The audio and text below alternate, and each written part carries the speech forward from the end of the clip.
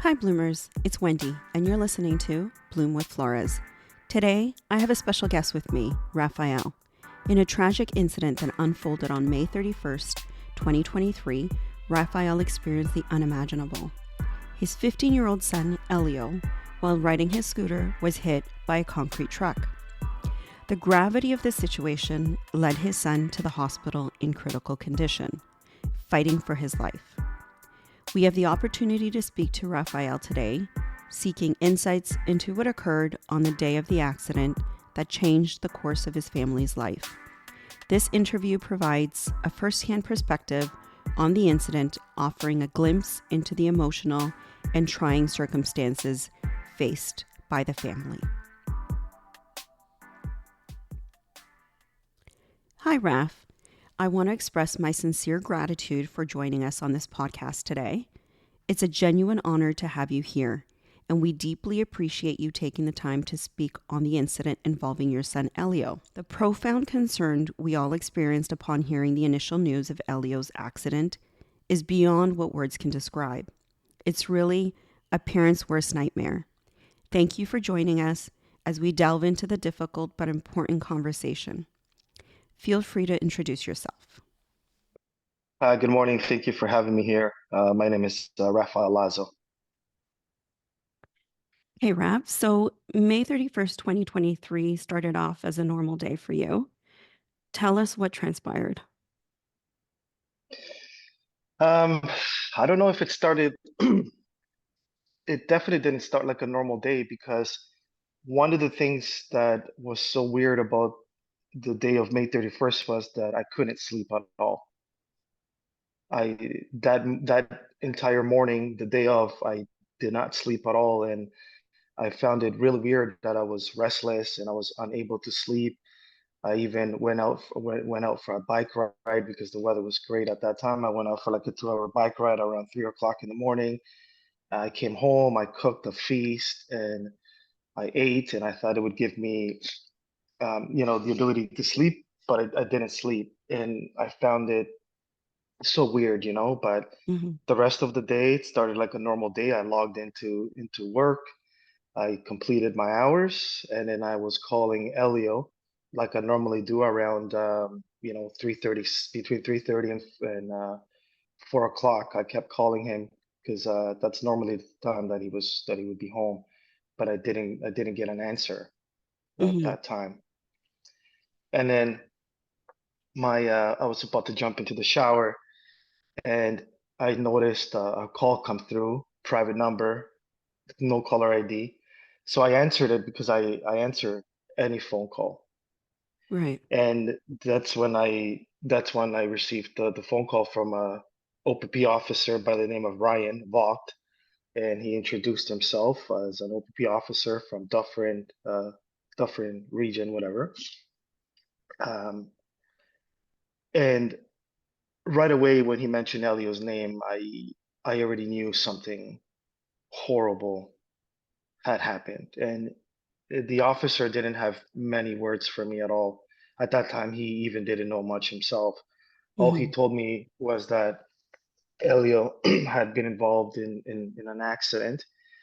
He had been struck by a cement truck, and he's got life-threatening critical conditions, and he's been airlifted to St. Michael's Hospital in downtown Toronto. So he told me, you need to get off the phone with me right now. You need to give them a call because they have a few questions for you. You need to give the hospital And a call. yeah, yeah, Mm-hmm. yeah. So I started freaking out, screaming, shaking. There are no words to express to you what I felt like at that moment. I knew that this was something that was going to be a tragic and a life-changing experience, not just for Elio, but including for me and everyone else involved around them. I Googled and I called the phone number, and I don't know, it was like they were waiting for my call, which is weird, but I got through and they had a few questions about Elio as to like was he allergic to anything and that kind of stuff, and he was already in the operating room. And then the officer called me shortly after that, and he asked me if I was home alone, if he basically wanted to make sure that I didn't drive to the hospital. But you drove to the hospital because you had no other alternative, right? Yes, yes, Hmm. yes. At that time, yes, I could have asked a neighbor. I could have asked some of the close friends that I have in the area, but at that moment, I wasn't thinking straight. Hmm. I just, I just felt like I needed to be at the hospital, Yeah. and Mhm. and I drove, Right. shaking, crying, screaming, talking to God, asking God for help. So, Raf, you get to the hospital. Where did you go? I had to go through emergency, and I got into a big argument at the front with security and stuff like that over a whole mask procedure. But shortly after, there was a young lady that approached us in the middle of this chaos, and she, I guess, at that point had been appointed as the social worker for the Okay. incident Hmm. and for our family. And then she brought me into this private room. Hmm. And then shortly after that, a few more family members started to trickle in, and then they were all put into this private room. Right. Okay. And So, Elio was yeah. in the operating room at that time. Okay. So he was in the operating room when you spoke to them, and he's still in the operating room at that time. Yes. Okay. So I'm sure you had many questions when you spoke to the medical team. What was the initial prognosis when you arrived? Well, the doctor came to talk to us hours later when the operation had been, completed, and that's when the doctor gave us a rundown of his catastrophic brain injuries and body injuries and stuff like that. Like he got into detail of, you know, how how tragic and how traumatic this accident had been on Elio. And all he said to me on a positive note, the first responders got to him very quickly, and between the place of the accident and the operating table, everything took 10 minutes. So he's Hmm. like, we got to him as soon as possible. So I think that will um, be something that will go like Right. into a positive thing for him. And Right. then, he also mentioned, his age. But other than that, nothing else was said as to, what the chances of him, or they've never gotten into that. These doctors these days, even after this and throughout the process, they don't get into those type of details. All they tell you is, what they're doing, the procedures or surgeries, and that the procedures or the surgeries were successful, and now we wait.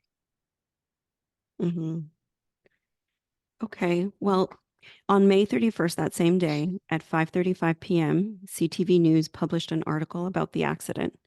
Now that the information is public and everyone is aware, your phone must be ringing off the hook. You have no answers yourself.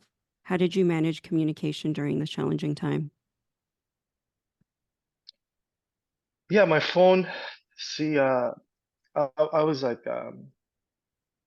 I was a complete mess. I emotionally broke down when when the surgeon came into the small private room that they had given us, and he went over, Elio's injuries. I lost it. I don't know if I told you, but I just destroyed the entire room. I completely destroyed it. I made holes on the walls and stuff like that. That was on the first floor. Hmm. And then security came in and they restrained me and stuff like that. Not in an aggressive way. Um, They were just trying to I calm you down. apologize. Yeah. Days later, I apologized and I even offered to pay for the damages, but they said no. They said that wasn't a big deal. It wasn't the first time that someone reacted like that. Hmm. The doctor was so beautiful though. The doctor actually gave me like a really tight, comforting hug that day. That's amazing. Yeah, and so the phone's ringing. It's hard to talk to people, but yeah, if it was close family and friends, I did take the call, and I did my best to talk, Right. even though it was very difficult. But yeah. So, how soon after that conversation with the doctor were you able to see Elio?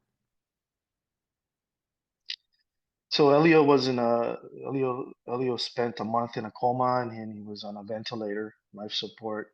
We got to see him, I think, about 3 hours after the operation.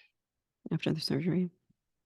Yeah, he had been put into like ICU, intensive care unit, on the ninth floor for neurotrauma, and it was just like I don't know how to explain it to you. Okay. So, about a week later, June 6th, a message was sent out to your friends and family. I'm going to read it to you. Hi, everyone. We really appreciate all the love, attention, support for Elio. We've been dealing with a lot of different emotions, and some of them that I don't wish on any human being. Elio's condition is still critical, still fighting in a coma, breathing with a ventilator, but he is making small progressions daily. Could you articulate the emotions you referenced in the message that you sent? You know, those days is like living a nightmare. Mhm. We we didn't sleep for like 2 weeks straight, and we couldn't even eat. Yeah, we drank coffee, fuck, shitload of coffee, water, and stuff like that. But at the same time, I kept asking God for strength, and He gave us that strength for sure. And because of that, I was able to take the time to kind of write these posts because a lot of people were so invested in wanting to know how Elliot was doing. Yeah. Take your time, Ralph. But like I don't know, like those emotions, like it's like a nightmare where you can't believe this is your life. I know You can't believe this your happened. kids are so close to you and you love them so much, and I know that I've experienced that. I see you all the time. You and Angela have been Elio's pillar of support naturally as his parents, but seeing your child in a coma without being able to do anything must have been incredibly heart-wrenching and helpless. Can you describe the feeling to us? Yeah, it's the worst thing ever because as a parent, you don't even want your kid to even fall off their bike and get a scrape. And when you're looking at your child like this in this acute condition, fighting for his life, as a parent, the only thing you wish is that it was you. Yeah.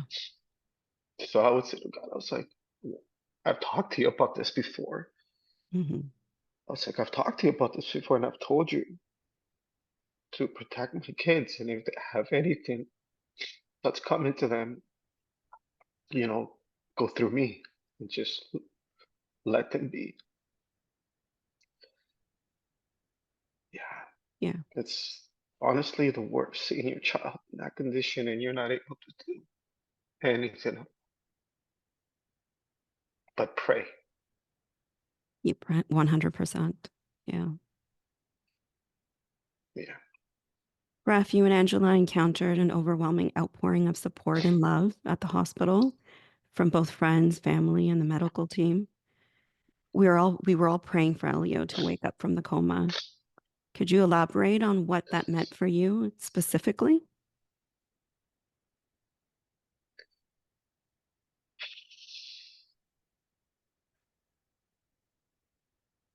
During that time,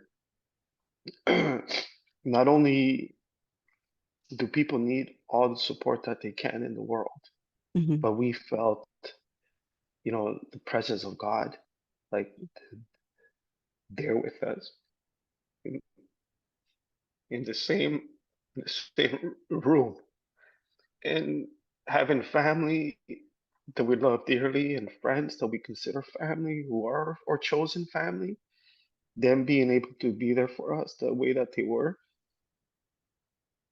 just made a huge difference. It kept us together, kept us like holding strong as much as we could for Elio. We saw other families and other patients that were there, dealing with their own situations, and a lot of those families and some of these patients didn't have the support that we had. The Mm. whole hospital sh- shortly knew about Elio, from like the security team to the janitorial services to the doctors, the staff, just like the people who did the blood work. I don't know how to explain it to you. Everybody knew about Elio and about our family because of the amount of people that were showing up to Hmm. show support. And there was even people that I'd never met before that showed up to the hospital as well, that saw our story through social media. I guess a friend of a friend, our posts were public, so a lot of people would share them. And there was people, yeah, that showed up to the hospital, to the lobby, that we didn't know, respectfully, who just wanted to give us some moral support. And some of them even came with, like, most of them, I would say everybody who showed up with something, whether it was like sweets or treats or coffee or gift cards or some cash in an envelope. And it was, so this thing, it just like restored my faith in humanity at the same time. And with regards to the medical staff, they're doing their job, but we saw them go over and beyond for Elio. And I know that was like God working through them. Yeah. We have no complaints. Like, they absolutely were like angels. Yeah. There was vigils for Elio. Yeah, yeah, yeah. His school and his community came together and they did a vigil in front of his house. And they brought signs and posters with beautiful words. And we received an overwhelming amount of messages through social media, through from friends of his and acquaintances, people that Elliot had interacted with him, how he had impacted their lives in such a positive way. They were so hurt to know Hmm. like what had happened with Elliot. And Hmm. those candles were like lit every day for at least a month in front of his house, like every single That's amazing. day. Yeah. That just On top shows of how much that, love, right, they had for Elio and for you yeah, guys. yeah. On top of that, we had so much people praying for Elio. Like, we had an army of prayer warriors all over Canada, Latin America, Europe, even Africa, Israel. It's just, and that's where Elio was able to wake up Hmm. because of the power of prayers. Like, there's no doubt in my mind, that there was God's intervention through this whole process. Absolutely. So I'm sure each day presents new challenges or achievements in Elio's recovery. What has been the most demanding aspect of supporting your son through this journey? Obviously, you both have full-time jobs and other things that you are responsible for. Going through a situation like this, yeah, everyone has bills, unfortunately, but for us at that time when something like this happens, you kind of tend to forget about everything else, and Yeah, and you just want to be there for your son, for your relative, whoever there is in that acute critical condition of their life. The most During the time that he was at St. Michael's, that was a little bit more easier on us in regards to how we were like supporting him, right? As he got more aware of his condition and injuries and stuff, that's when the challenging part kind of comes in for us as parents, because he's got days where he's happy, and there's days where he's not happy. He doesn't hate he hates his life, and he hates that this happened to him because he sees like the restrictions and limitations. So it's, that's what's challenging to us as parents when we're there to kind of reassure him, you know just trying to keep him positive, because patients in such condition can easily fall into depression, and then they don't want to do much for their with their rehabilitation and therapies and stuff like that. So that's kind of been the challenging part to us as parents, as he's becoming more aware of everything. He's also a teenager, and he can be stubborn, and on top of that he's got brain injuries, which also adds to him having to repeat himself, or hyper focus as they call it. And then he's also forgetful. Like, he sometimes you've answered a question a few times, and he'll ask you the same question again, minutes later. So those are all the kind of things that we're dealing with right now. Love is love, and with love you take care of everything. So we're just happy that he was able to survive this. Of That course. alone itself is truly a miracle. Yeah, your pride takes on a unique, profound meaning with Elio. He's just Yeah. overcome the most significant challenge of his life, simply being Yeah. here with you today, right? How proud are you of Elio? Oh my God. I've always been proud of my kids, but Yeah. um, Elio has, like, I always knew Elio was strong, but the way that I can't. It's hard to. It's like, it's mind blowing. Yeah. All of the things that he went through, especially within the first 3 months. We had some very, very high, some very lows, where they would tell us, like, we don't think he's gonna make it. Um, but he's strong, and he's relentless, and he's got this willpower to get better, and that's what drives him every day. He's eager to get back to being himself, having that life that he used to have before. One of the things he loves is cutting hair, he cannot wait till he can start cutting hair again. Hmm. But yeah, I'm very proud of him because he's showing like a strength, and he's got this drive that he's willing to do whatever he needs to do to recover. When they push him really hard, he doesn't complain. He just takes it like a champ, I guess. Yeah. Yeah. I mean, he's always been a little warrior, Elio, Yeah, from when he was little. yeah, His yeah, personality is yeah, just in him, right? yeah, So, given what's happened to Elio, I've noticed a newfound peace in you. While you've always had a calm demeanor, what has brought about this change in you? yeah. I think definitely prayer, and going through you know a situation like this. It basically changes you completely, the way you look Hmm. at life, the way you look at people. Like, I've always been a person that cares about people, Yes, that I know.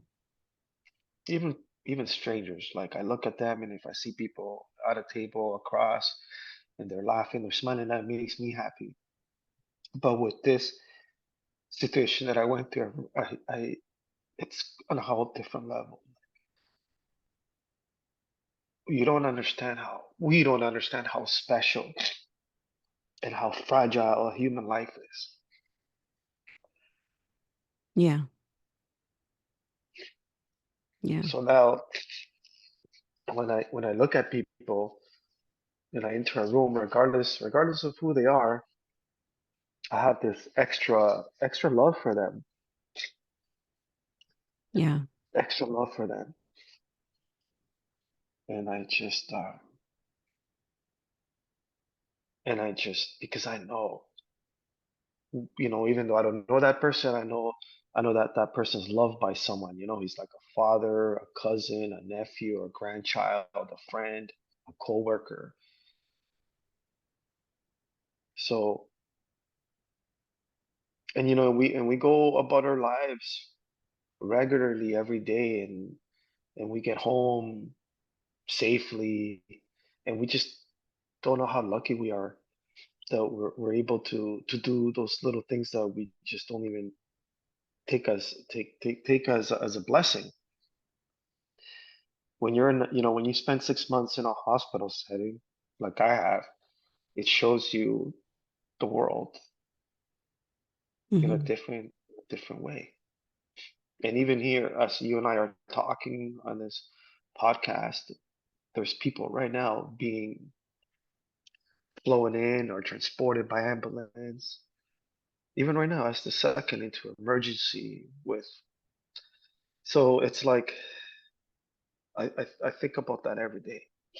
Yeah, you're like super sensitive now to those kinds of Yeah, news, right? yeah, and it's made me a little bit more. I've always been cautious, but now it's like I think I'm paranoid these days. Hmm. Well, there's a thin line between life and death, right? So Yeah, fragile. and how life can change literally in a second. Yeah. So not only are you an advocate for your son, but you're also now seeking to support other parents facing similar challenges. How are you navigating this newfound purpose? Yeah, so one of the there's a couple of things that I'm gonna start doing. The first one that I've started with is like I've already been in contact with a company called Combine Insurance. So for those who don't know, I took out a policy 5 years ago with a company called Combine Insurance, and what they offer is basically protection um, under two products: accidental and sickness. And under sickness, it includes critical illness like cancer and other things. Um, so I took out this policy 5 years ago, not knowing or ever imagining that I would be in a situation like this one. But I thank God that I came across a company like that, and that I was able to see the benefit of having such protection, because this through this insurance, it's what has allowed us to be able to navigate through these times in a from a financial standpoint. Because when you're dealing with the, the accident and your illness, and you're at the hospital, you're no longer working the same, and even if you try to go back to work, there's no way you can focus or concentrate. So that's one of the things that I'm gonna start doing. I'm gonna get involved with insurance. I was a client of Combine Insurance. Now I'm gonna become an insurance agent. And the reason behind this is because I want to make sure that people that I know, and even people that I don't you know, know about this product and take out a policy for themselves and their family.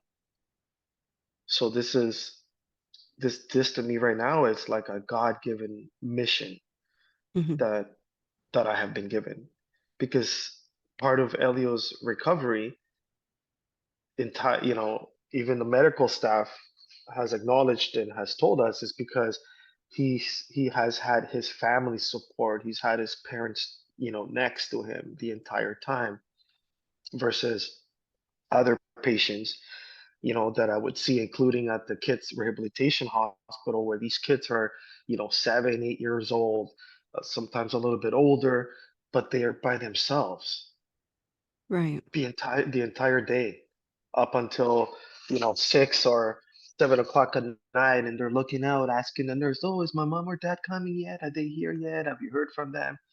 that's got to, that seeing that alone was really tough to see. And it's not because these families don't want to be there. It's because these families cannot afford to stop working, Right. because otherwise they're going to lose their home, their cars, their lifestyle. You can practically lose everything. Like, Angela, Elio's mother, and I would have probably lost everything Yeah. because we completely put the brakes on everything and we just wanted to be there next to Elio. And if you have savings, which most people don't these days, unfortunately, those savings will be quickly depleted Right. because when you're living when you have a family in a Canadian household, like, your bills are usually 7 to 10 grand a month, and you're not even living a luxurious life. This is just living, guys, right? Hmm. Hmm. So that's one of the things that I'm going to do. And the other thing is, so I'm going to be looking into starting my own charity foundation. I don't know what the name of it is going to be yet, but I'm sure it's going to have Elio's name somewhere in it. And I won't. And the foundation, it's going to be for, or focus is going to be on brain injury, Hmm. and I want to focus on families with kids 18 and under. Okay. That's amazing, And Ross. yeah, the um, the reason behind all of this is because what I went through, not just like, dealing with Elio being in that condition, that's one thing, but there's a whole different world that you're dealing with on the outside as a parent. You know, the the suffering, the lack of resources, the lack of money, that comes into play with all of this, that just makes the situation even a bigger burden. Right. So that's the reason why I want to do both of these things, the insurance so that people are protected, and if at any point they're in the need of this, at least they can access the funds, which would ease their financial headaches. And then there's going to be the other side of people who may not be able to have the insurance policy, but these families need, you know, money while they're in this situation, because a lot of these families, we were living out of the hospital. We were sleeping next to Elio on chairs, and then there's like a family lounge, which like one or two, like three sofas, and kid you not, all of us parents who were living at the hospital, we would literally like take turns to sleep on this couches. Like we would set up like 2-hour timers, and we would try to sleep, even like small pockets, but we would take turns and we would share food and we would cry together and we would pray together. It's It the was last six really, months what I've been through. It's yeah, it was really your support system at the time, right? yes, yes, yes, yes. So those are two things that I really need to do, in my life, and I feel I'm going to be very successful at them because I'm going to them with love and passion, and I'm going in it for the right reasons. Elio will have his own story to tell one day, but as parents, what are your hopes for his future? That he can do a full recovery and have the life that we've all wished that he has. A life with good health, happiness, success, true love. Are there any thank you messages you would like to share with the listeners who have been following Elio's journey from the beginning? Yeah, regularly, I always express our gratitude for all of the love, the support. There was also a GoFundMe account that was put together for Elio, and that was, very beautiful to see the generosity of people during that time. Elio is very thankful. Like, it's just like I told you earlier, this whole thing restored my belief in humanity. I've seen that there's still a lot of good people out there. in the Yeah, midst of the chaos and all this negativity that's being presented to us, there's a lot of there's still good people out there. I agree And with you. and we thank you guys, so much. Like I keep telling everyone, we wouldn't have been able to do this without you guys. Yeah. Well, we love you guys. And we're here for everything and for you guys. And we hope for a speedy recovery for Elio. Thank you, Raf. Yeah, you're welcome. As we conclude this episode, let us carry forward the lessons embedded in Raphael's narrative. The importance of cherishing our loved ones, the value of resilience in the face of adversity. A traumatic and life-altering event is never easy, and Raphael's willingness to share the details of his son's accident serves as a powerful reminder of the resilience of the human spirit.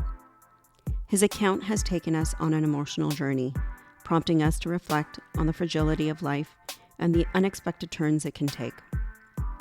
Our thoughts are with Raphael and his family as they continue to navigate the challenging road to recovery. We'd love to hear your stories. Feel free to share your personal journeys in the comments or via our social media channel. Your stories inspire us and help us grow together as a community of bloomers. Stay tuned for more content, and until next time, keep blooming.